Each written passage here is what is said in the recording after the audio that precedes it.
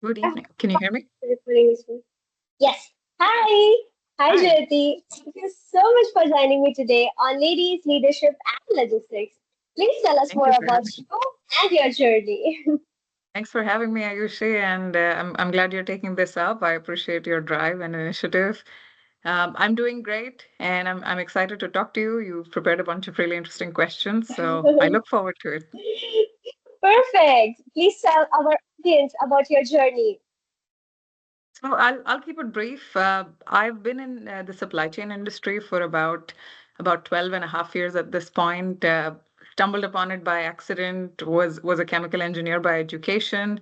Didn't quite enjoy it, but there were a couple of things that really stood out in the coursework for me, in particular this class on process management and process optimization. And it really stayed with me, whatever I learned during that coursework. And so when I graduated, I thought to myself, where can I apply some of these things that I've learned and these techniques of problem solving, these thought processes? What other industries can I possibly apply this to? I went to a networking event looking for jobs, and I came across this booth that Nestle had where they were giving away free Kit Kats. And so I was tempted, and I went ahead and chatted with the recruiter. And 6 months later, she called me in for an interview to be a demand and supply planner for two of their small country markets in the GCC. And I took a leap of faith. I took a chance. I was just interning around at that point, and nothing was really clicking. And I was fortunate enough that somebody took a chance on me at some point. My manager back then decided to take a chance on me, fresh out of university, no background experience, ground zero. Taught me everything I needed to know for the job and more. And so that's how my career in supply chain started as a country demand and supply planner for Qatar and Bahrain. Two really diverse markets, socioeconomically and product portfolio wise as well. And CPG is such a fast moving industry. You have to be on your toes all the time and learn the ropes fairly quickly to get used to it. But great exposure, great opportunity to learn lean competencies, problem solving methodologies, stakeholder management. Shortly after that, they moved me to the UAE office, which was our second largest market in the GCC. It's like a guinea pig market. Anything new, new process, new technology, new ways of working, everything was implemented in that market first. So I got to experience being a guinea pig. That was a great learning experience too. A lot of learnings on change management, leadership, initiating something, testing, trialing, figuring out solutions that will Yeah. eventually be applied everywhere. And at that point, I'd been in a country planning role for a while, and I was itching to learn a little bit more, expand my reach. And so I decided to take a leap of faith and go to the factory. I took on a Wow. factory supply planning role with Nestle in the Kit Kat factory. So I like to think of myself as Willy Wonka sometimes. Nice. But it was an exciting move, and I'd say professionally, my manufacturing facing roles have been my biggest learning curve. And that's where I got to experience production, the production side of supply chain, the upstream side, where you see the sourcing, the procurement, and the scheduling, and how the factory runs like a cog, and what do you do when disruptions happen, distribution, process optimization, how to balance cost. And huge learning experience eventually positioned me for a regional demand planning manager role. So I was overseeing 19 country markets, long range forecasting. Really exciting opportunity to work in an IBP kind of an environment with your counterparts in finance, brand, senior leadership, Wow. other regional country heads, think long-term strategy. So it was a great journey that up until that point, and at that point I'd been in the Middle East for about 7.5, 8 years. So I was really itching to see what else is out there in the world. And luckily, the organization decided to move me to the US.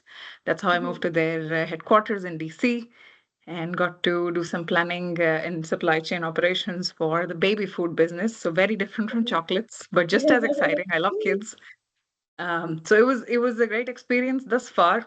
And at that point, it was a huge stretch opportunity for me as a leader because that's when I had my first team of direct reports and I got to experience leadership and how to Wow. drive and enable change through others.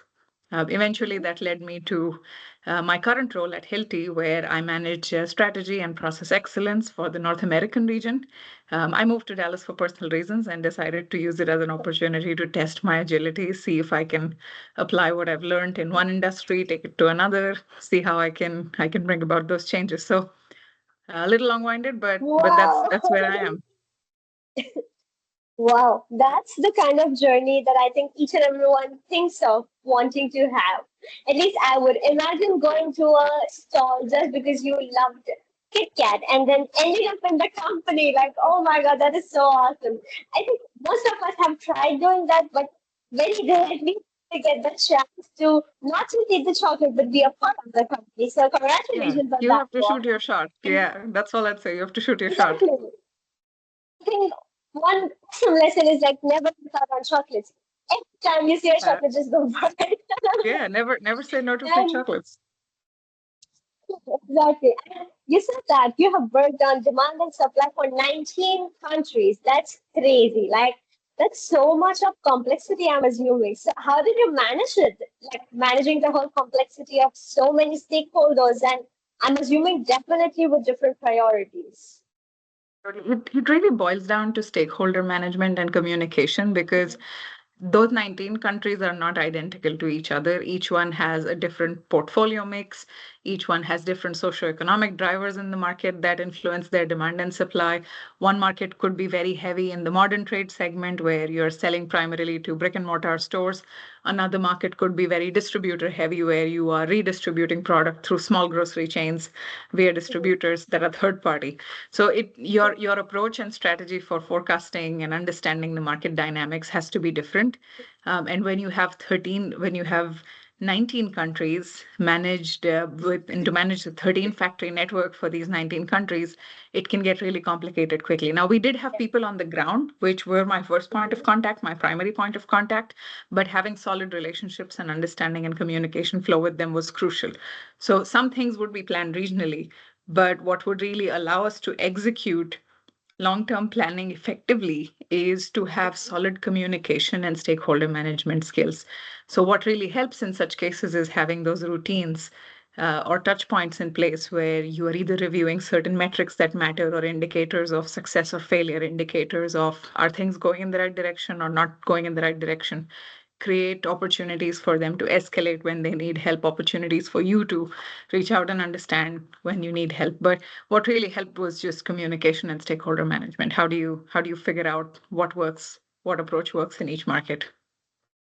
Wow, Jyoti. And the way you described it, I was like, 19 countries in itself gives me the idea of, oh my God, dealing with so much of diversity can be a big task. But communication, I think, is the key to any sector's success. But at the same time, a sector like supply chain is crucially based on communication because, as the word is, it's a chain. So Yeah. that forms the crux of functioning properly. And you have implemented tools and processes that improve forecast accuracy and reduce the working capital. So, can you please share with us a story where analytics enabled decision making and created a real breakthrough? Absolutely. So, our line of work is just so data driven that you can't help but think factually and logically when it comes to problem solving.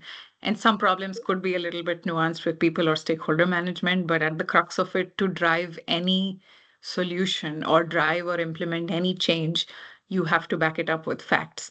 And so, if anything, over the years, our ability to make data driven decisions has only evolved instead of devolved. And so we're fortunate to be in an industry that is so data centric. In my early careers, we didn't quite have Power BI or statistical modeling or any kind of AI enabled tools. So early on in my career, a lot of my time would be spent just downloading a lot of data and trying to find patterns and analyze things myself and figure out if there's anything trending. But over time, as new technology evolved and we got analytical tools, visualization tools, statistical tools, what was crucial is staying up to speed with what's available out there, adapt and learn, and see how you can embed those things in your day to day decision making and problem solving or root cause analysis. A couple of things that come to mind. One of the initiatives we worked on when I was in the Middle East was transitioning into a warehouse. We used to rent a third party warehouse, and at some point the space was running out, and so we had to quickly make a decision of either purchasing or renting another location, and we had to do a lot of financial cost modeling for this. And it was a short notice decision that we had to make, because the warehouses were filling up rather quickly, product was already inbound from other sources, and we were a 90% import heavy market. And so I got quickly together with my counterparts in transportation, warehousing, finance to understand what kind of data can they churn out, what kind of data can they give me, which will allow me to understand what's going to be the pallet utilization in the next 6 to 7 weeks. What's the trend it's going at? Do I need refrigerated space? Do I need more ambient space? Do I need temperature controlled space? And luckily, because everything was unit of measure in cases or pallets, it was a bit simpler to just project. And basis the demand and supply model that we had, I was able to create a tool that allowed me to decide how much space am I going to run out of, how quickly. And concurrently, I had leaders trying to figure out how much space would we need if we were to rent or if we were to buy another warehouse. And should it be temporary or long term? So because we had a lot of data, we were able to pull and understand what do we need, what is available as data. We were able to make that projection rather quickly and subsequently also create a tool that would allow us to, over a 3-day period, move inventory from one location to another without disrupting service. And so we were eventually able to project that owning a warehouse long range was going to be more cost effective. In the interim, you could end up paying a lot more if you did a temporary rent because your demand was projected to grow long term. And that's how we were able to make some big decisions and save a lot of money for the organization Wow. down the line. And then over a 3-day period, shift our entire volume from one place to another without affecting service. So it was one of those things where we really saw the impact of data-driven decision making. And of Yeah, course, down the years in my career, I was able to apply these learnings and make bigger savings, which can be in millions. But it's the methodology that really stays with you. And how do you go about using data to understand what's available, what kind of input can you collect, and how do you translate it into meaningful insight? definitely. And Jyoti, to be honest, the example that you gave is not only just a normal example for each and every one of us to know. Like for me, the main idea even of the podcast is not just for people who are in the sector, but even the ones who are about to enter, like about to make a choice for their careers. And the example that you gave in itself sounded so interesting, like talking about how the pallets arrangements and everything affects the way the whole system functions, the warehousing process and everything. It really does make it very interesting to learn about the sector and talking about the analytical aspect of it. Like, really, so one of the advice that I've actually received a lot was this, that ensure that your data is always like backed. Like anything that you speak out should have facts and data to support it. And you just proved it to us how much of an Yeah, impact does analytics make in real of life. So course. Yeah. thank you for sharing that with us, because Course, because you have knowing you have to about think these, the financial implication. You have to reflect on the financial exactly. implication of the decisions you're supporting, because the decision of Definitely. renting versus buying Mhm. is a multi-million It's a dollar very big, decision, and it exactly. hinges on and it hinges on the analysis you're putting together on is it more cost effective for you to rent or buy. Or buy, And definitely. so an organization's strategy depends on what decisions are you suggesting they should make. So it better be data backed, it better be factually validated, and you better Definitely. have the numbers in order. Exactly. Like the fact that your decision was gonna impact like millions and millions of rupees is something insane. And at the same time, it is something really, I would say, driving. Like knowing that you at that age and at that level of your career were able to make such a big impact on the company by making use of analytics shows how essential it is for us to know, get our analytical skills on track. So I would say one of the important advices that you already provided us is that work on your analytical skills, because they're going to serve a purpose in the longer run for sure. Of course. Yeah, and I can't say it was all me because I had a lot of great leaders Of course, yeah, who were great coaches and they were able guiding. to Mhm. help me cultivate the thinking process. So credit to them, really. Definitely. And you're acting as the coach for us right now when you share it with us. I'm paying So it thank you forward. for that. Yay. Forward. Yeah, And we hope we can take it forward too. of course. Yeah, you will. You And will. as I said, like leaders do make a lot of difference. So what exactly is your leadership style when we talk about it? Like, how do you function other than making use of analytical skills and being practical about the decisions? What are the other aspects that matter? So I'd say I'm still a little bit in the discovery and journey phase because I became a Mhm, first-time people leader about 4 or 5 years ago. So it hasn't been very long. But you don't mhm, start demonstrating leadership just when you get direct reports. You start demonstrating leadership from day one in the job because even when you don't have people reporting to you, you're leading and owning a portfolio of products or whatever your roles and responsibilities are in that space. But over the years, I've realized there's a couple of things that really stand out in my style, and the style is ever evolving. Sometimes you adapt basis the situation and you change as a person as well over the years. But something that's really remained constant in me as an individual contributor as well as a leader is my ability to stay inclusive, my ability to mhm, stay fact driven. And my ability to communicate. And those things really stand out because with inclusivity, you can ensure that you are carrying the team along with you. You have buy-in from your stakeholders and your direct reports. They're in it with you and they feel a sense of belonging if you're able to create that environment of inclusivity. Communication really allows you to understand each other better. And that's all stakeholder management really is understanding the other person and them getting an understanding of you. What are your drivers? What are their drivers? mhm, What motivates and makes them run? What makes me run? How do we leverage on those things when situations arise? And so communication is crucial here. And even operationally, communicating effectively makes a huge difference in your ability to understand and apply the changes that you're trying to change. And lastly, like I said, communication, inclusivity, and data driven and logic-based decision making. And so whenever there is a need for emotional intelligence, you can pull the levers that I mentioned before. But whenever you have to make tough decisions, it helps to remain data centric because with that empathy, you can also make a difficult decision or have a difficult conversation as long as it's data backed. true. And I think you just answered my next question that whenever things get messy and unclear, especially when you're working in such a big organization, it feels a lot of stress. You can feel very stressful, very pressured. And you have been recognized for bringing structure to ambiguity.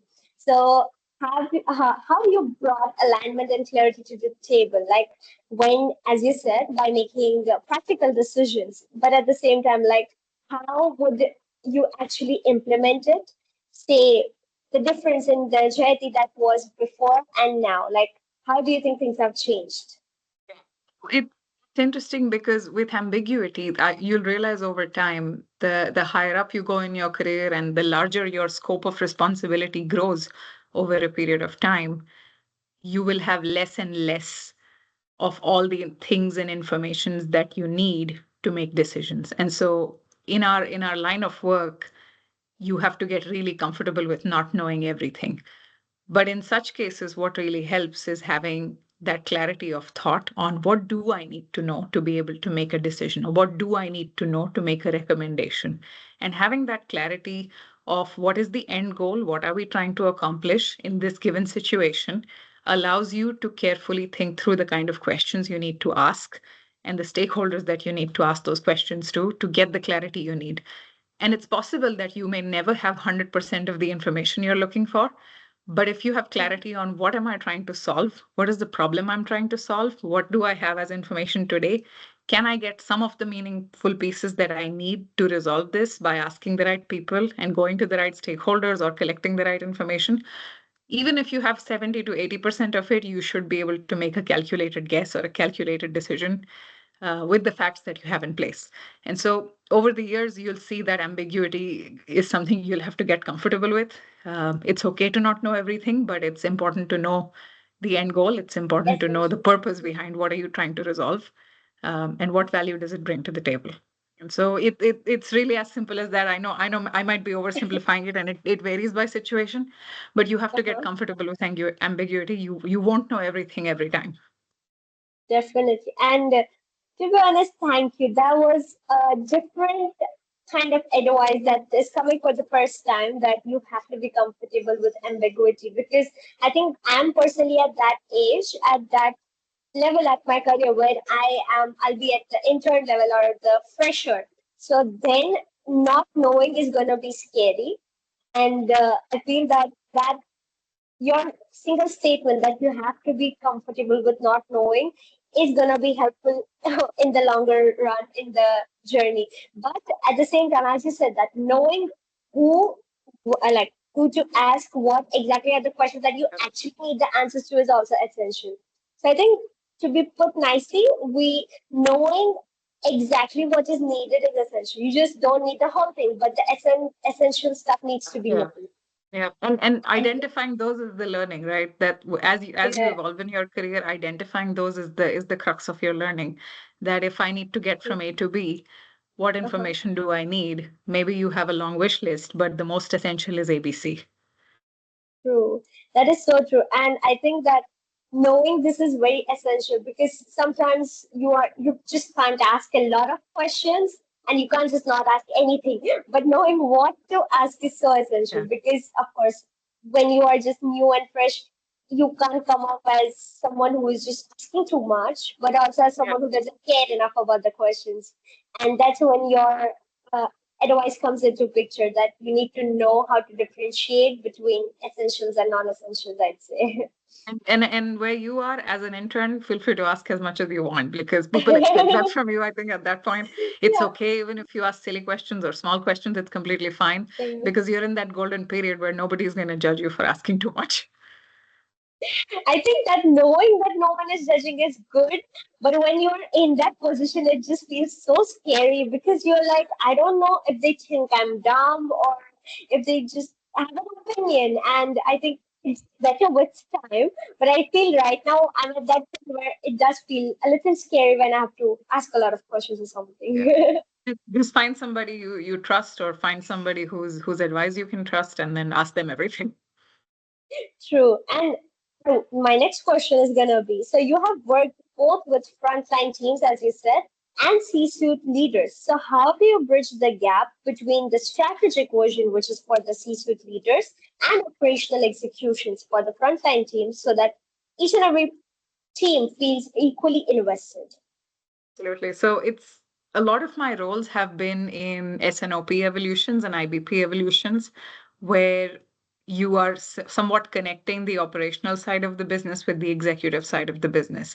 Either you're funneling a long term business strategy down to operations or bringing all the operational risks and complexities to quantify potential threats to the executive leadership team. And so, again, communication becomes really critical here because the way you exchange information with the operational side of the business is very different from the way you exchange information with the executive leadership side of the business.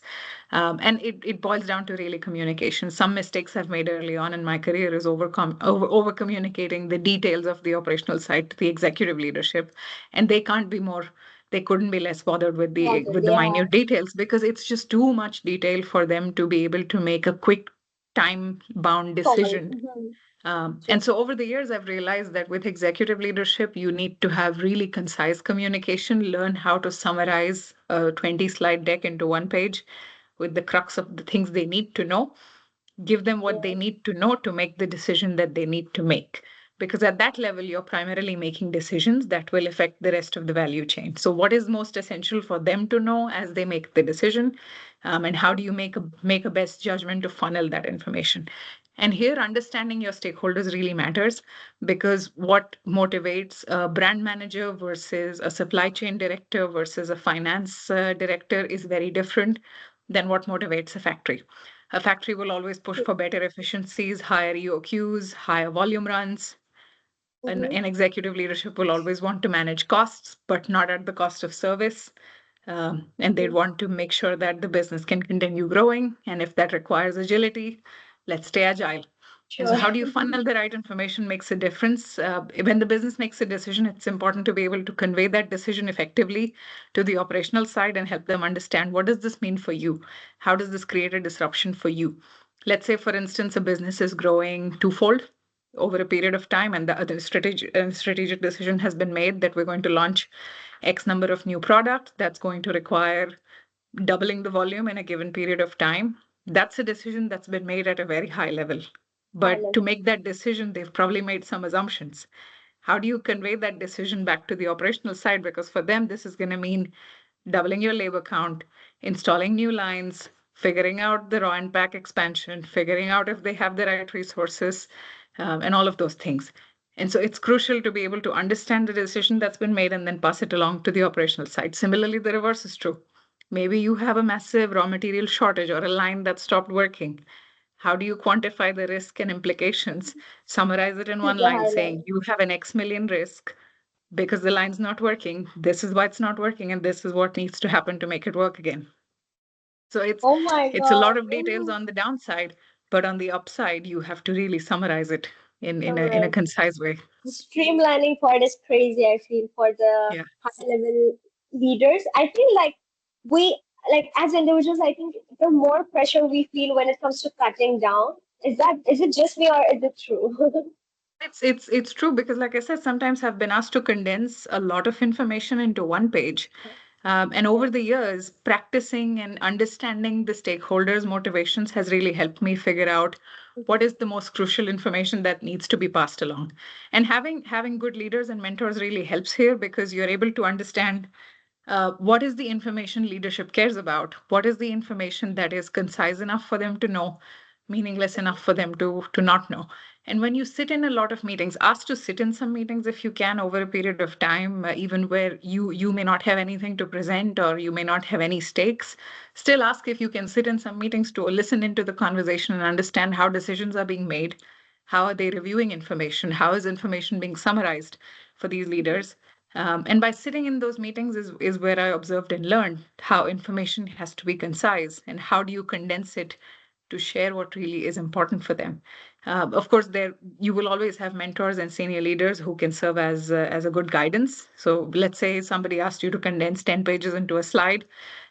Maybe meet with the stakeholder who's your end goal and end audience to understand what is the information they're seeking or what is most crucial for them to know. Maybe ask some people along the line who've done something like that before on how to go about it. Yeah, but it comes with practice. It's not something you learn day one. It's not something that can be True. taught in a textbook or a class, but you learn True. something by observing and watching over a period of time. But thank you, like getting that heads up that we will be in that situation where we'll have to deal with something like this. And see, like the way you put it, it becomes easier for us to remember that, okay, I'll be expected this in future. So I need to be mindful of the people I am dealing with. I need to be careful, like understand which person functions the way they function. Like, as you said, knowing which person that you are talking to. So brand manager, then I need to know what I need to present to that person compared to the finance person. Yeah. Your guidance is definitely going to help me and each and every person listening because yes, at least when you have someone guiding you like this, that hey, you're going to be expected. So be mindful, be aware of how you function ahead. So thank you for that. And the way you put it, like it's so awesome to understand that it differs what level are you dealing with. So we'll have to learn communication better in the longer run. With I think it's just gonna come with time, as you pointed it out. And looking back on your global career across US, Dubai, and now Dallas, what cultural or regional differences have shaped how you approach your leadership? I think I got very lucky because I grew up in the Middle East, and so we got to experience a melting pot of different cultures growing up, and it taught us the value of tolerance. It taught us the value of being accepting and being open-minded enough to interpret different cultures. I'd say the biggest shift for me was moving from the Middle East to the US. Professionally speaking, it's a very different environment. The working cultures are very different. The way you embed working styles, communication is quite different. And so, because I had worked in an environment where we had 30, 40 nationalities in one office, we were already very much exposed to the nuances of different cultures and how folks can interpret information in some way, what kind of complexities that you may face in one culture versus another. Let's say communication style in the Middle East can be a lot more direct. It's similar to how we are in the Indian subcontinent. People will tell you as it is on your face, not really reflecting True. on tweaking the language or making sure it's True. emotionally intelligent or mindful. And sometimes Yeah. it can sting, but you develop a thick skin Yeah. in that market. In the US, there's a lot more emphasis on communicating a lot more sensitively, and being thoughtful and inclusive and mindful, which is something this culture has embedded for years and years. And so it comes quite naturally to them. But let's say for someone like me moving from one market to another, I was very much used to just being blunt and saying it as it is, without Yeah, reflecting on making sure it's worded sensitively. And so that was a learning experience for me. But you observe, you adapt, you understand the nuances of the culture and the expectations by observing, but give yourself that time and grace. Give yourself that time and grace whenever you're moving from one culture to another. There will be differences. definitely. Something in the US that I appreciate is a lot of emphasis on work-life balance. It's Mm-hmm. inappropriate to expect somebody to overextend themselves beyond a certain timeline of the Working work hours. deliverables.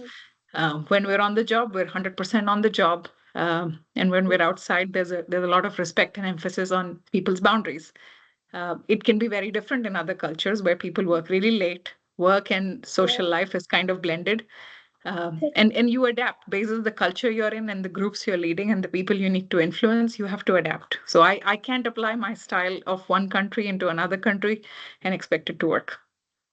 definitely. And awesome. Like the way you explained it, it actually puts it very beautifully as to how different the cultures can be. But you have to adapt, and it does take time. And I think a part of me did experience that when I've been in India for 18 years. I studied here, and then I went to Europe for my bachelor's and my master's, and I did feel the difference. Like even the way professors function, the way the class functions, the whole way of speaking, the respectful exchanges, the way the involvement between the professor and the student also that's differ a lot between India and Europe. And I think it's just different. Like when I began studying there, I looked compared it like good or bad. But now I'm just like, okay, it's just different in the way It's they just function, different. Yeah. and that's Yeah. fine. Yeah. Ultimately, work gets done. So Yeah, that's the point. And it's like, as I said, it does take time to adapt to the change, but eventually it does come across. And once you're used to it, it just becomes like a daily thing. Like, yeah, okay, that's how they function, and I'm just gonna be have to be yeah. fine with it. Yeah. It's Mm. important My to stay life's open-minded, I think, because it yeah. cultures will vary. Not to judge good or bad, but different cultures will have different nuances, and you're the one that's decided to uproot yourself from one and plant yourself in another. And so always remember True. the bigger purpose. Like I moved here for ABC reason, Mm. and it's important. And those reasons were important to me. Hence, I must adapt to whatever this environment demands, to be able to stay successful in this area. So it's a trade-off always, but there's Mhm. beauty in every culture, and there's nuances and good things you can learn from every culture. Definitely. From this culture, I learned a bunch of new things. From the previous one, I learned a bunch of things. So it's different, but it's important you stay open-minded and you stay receptive to evolving and changing yourself. Definitely. And for me personally, I felt that sense of growth when I was finally feel I could say that I am a part of both the sides. And I feel now I'm officially able to adapt both the cultures. If I move back to India, I'm going to be able to adapt there. If I am still there in Europe, I'll still be fine with it. And True.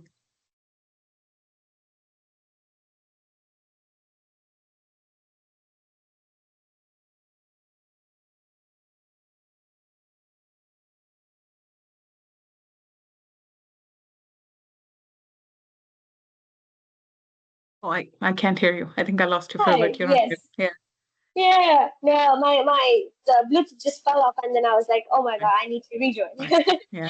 So yeah, so thank you. And my one of the most important questions, which I think each and every person out here wants to know, is gonna be for women in who are just entering the sector like me. What's one piece of advice that you would want us to know? And what are some of the skills that you think, especially the analytical skills, because you are such an analytical person, we should adapt and start learning, which are going to help us in the longer run. So I think when I think women centricity, I'm really passionate about this subject because I've seen a lot of women evolve into supply Mhm. chain career over the years, but I'm yet to see a lot of executive female presence in the supply chain industry. So I'm a big cheerleader of let's make sure that we position women for long-lasting success and growth in this line of work. True. We're well Mm-hmm. positioned because I think the natural tendency of staying analytical and solving problems comes to women. And so my advice to women is simply stay curious. Just stay curious, keep evolving. Mm-hmm. Don't get stuck in the same rut and way of working Loop. or approach. Stay open to Mm-hmm. evolution, stay open to change, because the world Mm-hmm. is going to change at a much faster rate in the coming years than it has in the last 10, 20, 30 years.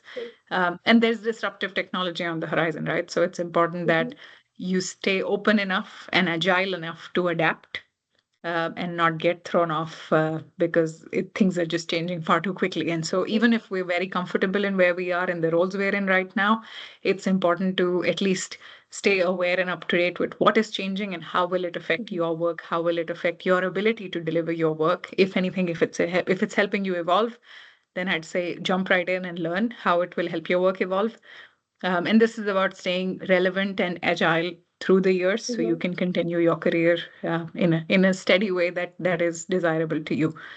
And I think you asked me about female leadership. That would be the crux of that would be the main thing. Just stay curious, stay agile, um, and there's a lot of room for us to grow because Hmm. we're yet to see a lot of women on that upper ceiling, High and level so there's positions. a lot Mm-hmm. there's a lot more that needs to be done, and I'm happy to see True. more and more women take on this as a career Mm-hmm. because and it's up to us to keep the chain moving. So Definitely. And I think it's women like you and the other successful women that I've been talking to, the support I see, the growth that I see, because each and every person has mentioned it that there was a moment, at least in the start of their careers, where they felt that they were the only one in the room. They did not receive that sense of acceptance somewhere. They did not feel that confident. But with time, change is seen, no doubt. But we are still yet to reach that level, which you just mentioned that at higher executive levels, we still need women.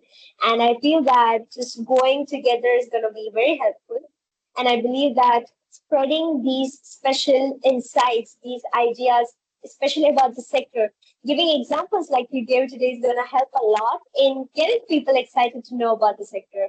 The way I see it is that people are not entering the sector also because of lack of awareness about the sector. Like for me, even when I was taking up this specialization, most of the people opt for finance, accounting, marketing because there is awareness about it. People know the ladder they'll be climbing when they get into the sector. But as yeah, even you, as you said, you just came into the sector, you didn't plan it on entering it. So I think it's the lack of awareness. But now that you're look at you, you're so awesome. The way you're giving advice, the way you're expanding your career, your horizons, and your growth is great. It's immense. So thank you. I And feel I've been that very lucky that I've had female bosses. yeah, I'm very happy to say I've had more female bosses than male bosses, and that was a huge point of inspiration for me because I was able to see women balancing their family and work life while continue to grow in their career. So I had some really great examples throughout my career where I had female bosses and senior female leaders. In my current organization, something that really attracted me to them was they had three women in the executive operation leadership board in the organization, and that's the first I'd seen in a long, long time. Three out of the eight people in the executive board were women, which was huge representation lift for me, and deeply inspiring. Right, that if you could make it there, I definitely. can make it there as well someday. True, exactly. That's definitely what we are aiming for. Like that's the way I've seen it. Like I always tell each and every one of my guests when we have like that introductory call that the main idea for me doing this is also the confirmation bias I'm trying to create for my own self. That if these successful women can, even I can survive the sector, not Yeah, just survive, thrive in it. absolutely. Yeah, Thank you so much, Jyoti. The anytime, lessons, the insights, the practical aspect that you brought to the table today was anytime. amazing. I'm sure that each and every person is going to enjoy a lot and learn a lot from it. I Like hope the so. way you put forward your ideas and the way you actually were so calm and so composed about the whole, each and every question, the whole conversation. Very It kind. was Yeah, amazing. you're Thank you very for kind. joining me today and giving me Thank your you for time. having me. Anytime. Thank you for having me, and I wish you all the best. And just Thank keep at it. you. You've started something great, and I hope you keep going. That's very kind of you. Thank you, Jyoti. I hope Thank you. everyone who's watching it enjoys it. I hope so. Thanks for having me.